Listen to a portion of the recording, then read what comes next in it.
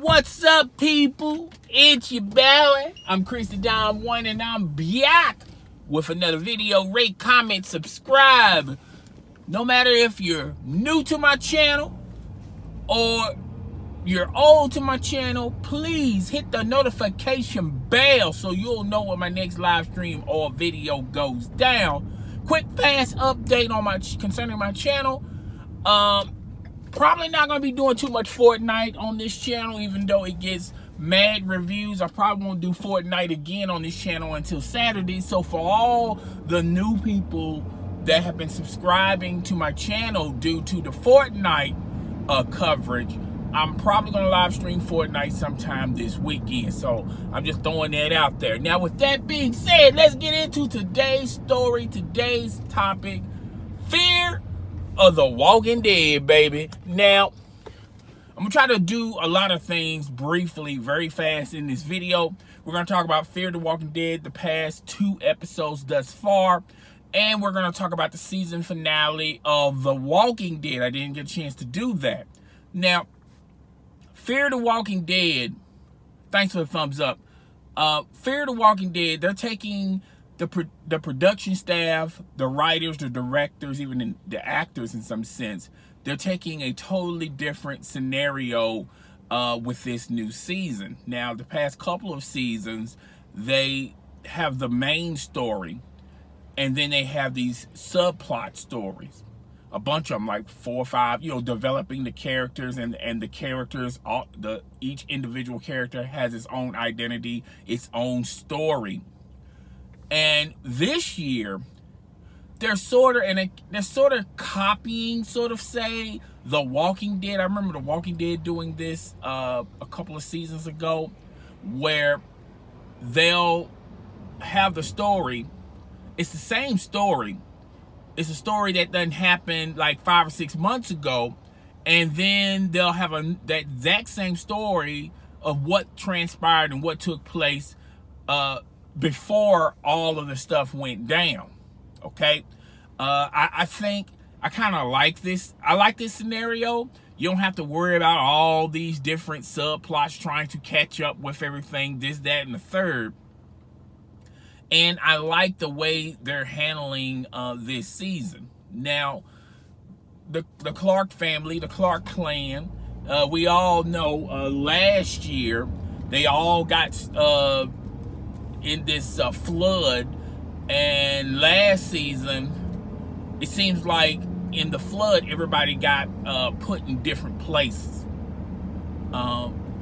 Episode 1, they're all I guess they found themselves, and of course they found themselves, and they found other people as well. I believe it's like 48 people, and they converted this baseball stadium as a place as where they're starting to live and start to begin some form of society. Okay, they're taking, they're bringing people in that they find when they're, trying to find and find other families, and once they find them, they bring them there, and then they convince them to stay there. And that's the majority of this community, sort of say. Now, they found this young girl who, her backstory was she got separated from her family. So they're trying to find the family, okay? So they've been searching all over the map for the family. Now, in episode 1, to me, it was like my conspiracy antennas went up, because something was off about this girl. It wasn't explained. And I thought at first, when I was watching the episode, I was thinking, well, maybe they just didn't write it correctly. I was thinking it was an error on the production and the writing, and where they took the story. I understand they can't tell the whole story. It is an hour show, so they have to cut certain things out of this. But to me, I was hesitant of this girl, because I said something just ain't right about this girl and her story. All right.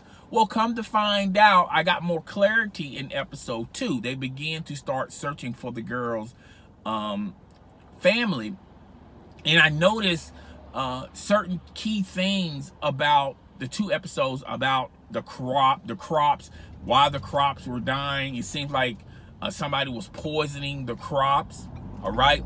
And I always knew somebody inside that community had to do that. That just doesn't happen, particularly on a baseball stadium, where typically baseball stadiums, football stadiums, they have the best groundwork, okay? So they keep the ground, you know, they keep the ground pretty great. I mean, pretty good. Okay, it wasn't like they started their community at a dump. You know, this is, you know, I could understand if they was at a waste facility and they're trying to garden and grow things in this facility, and the land is just not helping them on that aspect. But we're talking about a baseball stadium, and normally and typically in baseball stadiums, the field is the groundkeepers keep those fields at a high top level. So that right there let me know somebody was poisoning the garden. I just couldn't figure out who, and then that's when I started putting 2 and 2 with the little girl. Now there was one scene where the little girl had a walkie-talkie, okay, and that really, okay, that's when I started connecting everything. I said, okay, well, she's probably poisoning the garden because she has this walkie-talkie, all right, and you know, that's probably you know, she's probably working with somebody, all right, and you find out who she's working with later on in episode 2, all right.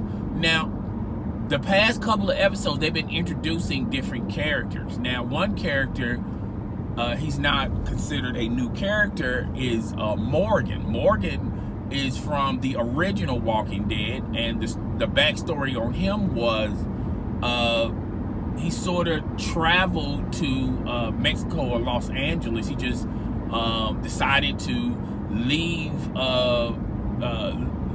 Atlanta and make his way west.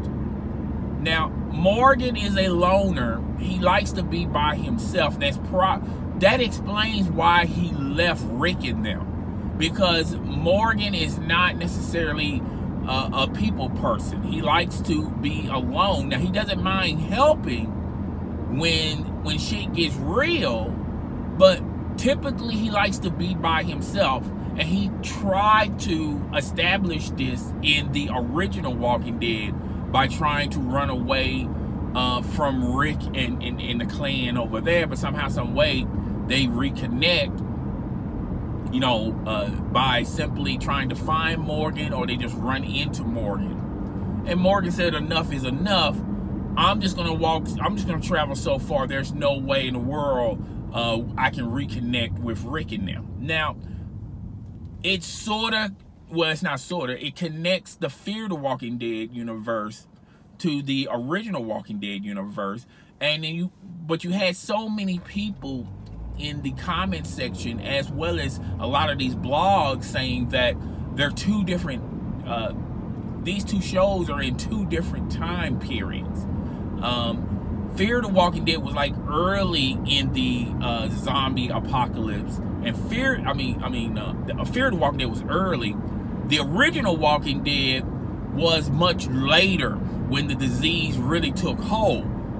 By them introducing Morgan to the Fear the Walking Dead, well, one could assume that out east and out south is where the virus is really hardcore there. But when you start expanding out west to like Los Angeles and New Mexico,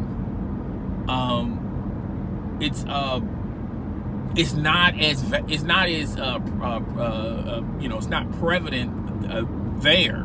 Okay, so to me, when I saw that, I was, you know, I wasn't too down with it, but I said whatever, blase. Okay. Typically, I would rather for them to say they're in 2 different time periods. All right, but to each his own. All right. So Morgan was introduced in episode 1, and then a new character was introduced last night named Naomi. Now the backstory with Naomi is she is a survivor from another group of people that started a community in this small town. And something transpired, something happened there where they got into a battle with the new villain of the Fear of the Walking Dead universe. Okay?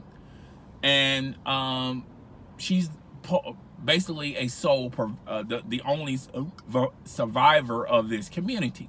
Now, my antennas are slightly raised on this because I feel like Naomi has a backstory. I think Naomi is also working with somebody as well. Somebody much bigger than the people that the Clark family has to deal with right now, which is this small army group.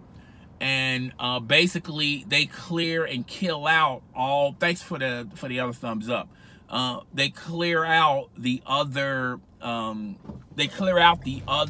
zombies in these communities, and then once they clear them out, they try to broker a deal with the community by getting all their guns, because they always had that girl basically sneaking herself into these communities and also getting and this little girl getting all this information, and she's relaying it back to this guy. The man name escapes me. I'm sorry about that.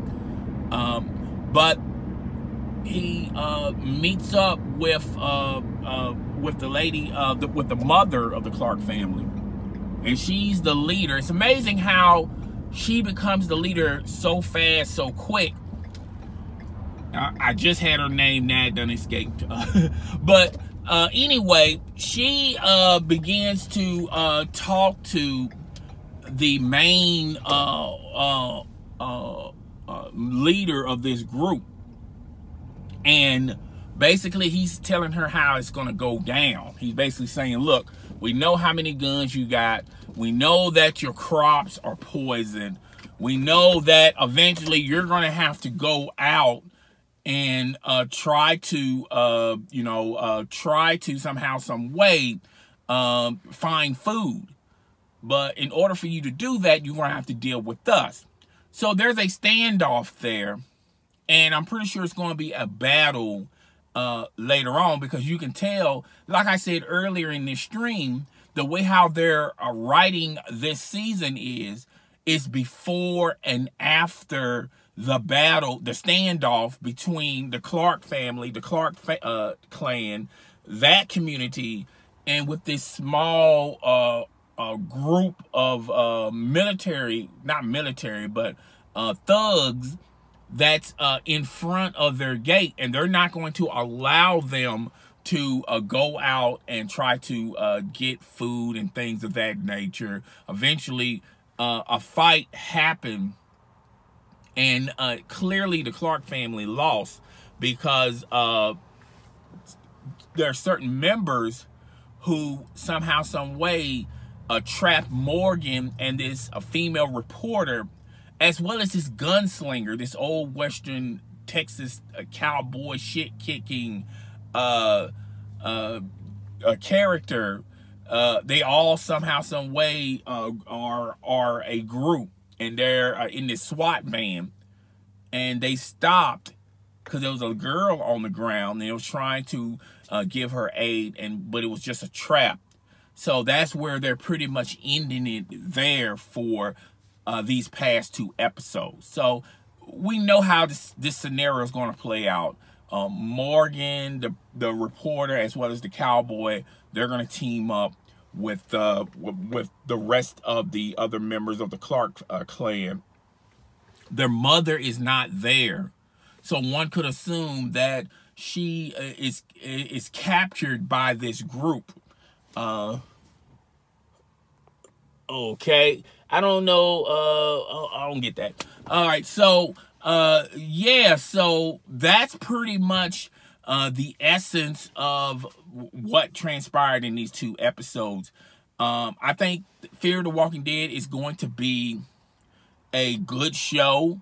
I think it's going to be I think it's going to be one of those types of shows that that's going to be very intriguing. Okay, so you know, it is what it is. And I don't know, I can't get my camera right. Yeah, and I think it's going to be a great season. Now, real fast, real quick on the original Walking Dead. They killed. I mean, they stopped Negan's group, and Rick could have killed Negan, and that would have been that. But he spared Negan's life.